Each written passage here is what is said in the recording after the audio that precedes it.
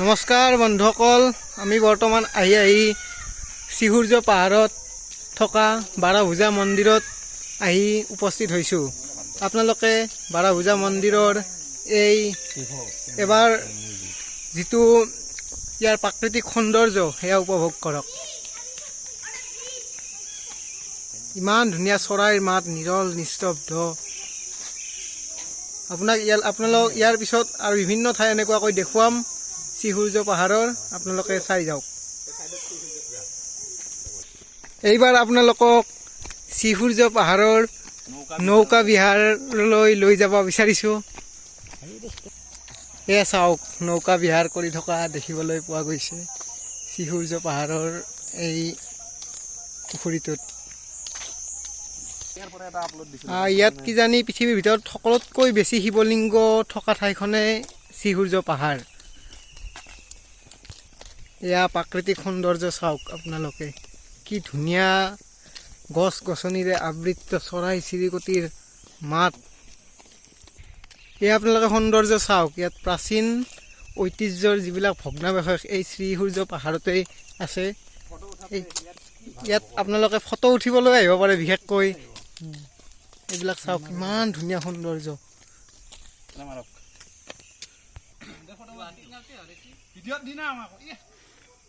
এয়া চাওক,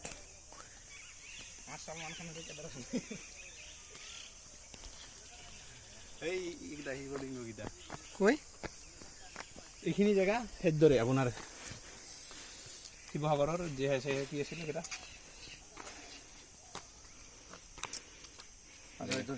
নহয়, এই মাটিত যে ঢিপ, ইয়াতে আমাৰ যি প্ৰাচীন ঐতিহ্য এইবিলাকৰ ধ্বংসাৱশেষ কিছু ভিতৰত আছে, তালা মাৰাই আছে। গতিকে আমি ভিতৰত যাব আপোনালোকক দেখুৱাব নোৱাৰিম, তাৰ বাবে দুখিত।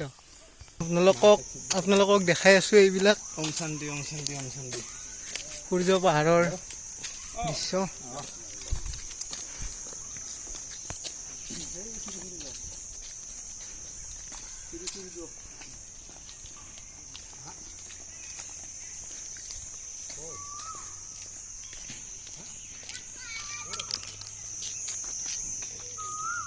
এয়া চাওক, প্ৰাচীন মন্দিৰৰ ভগ্নাৱশেষ এইবিলাক, আৰু এইটো ইয়াৰে পুখুৰী।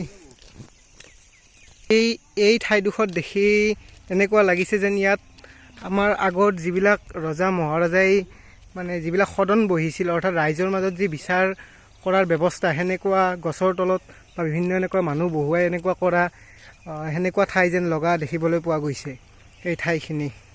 কিন্তু বৰ্তমান সময়ত কোৰ্ট কাছাৰীৰ পয়োভৰ হোৱাৰ বাবে আজিকালি এইবিলাক সমাজ ব্যৱস্থাত প্ৰায় নোহোৱাই হৈ পৰিছে।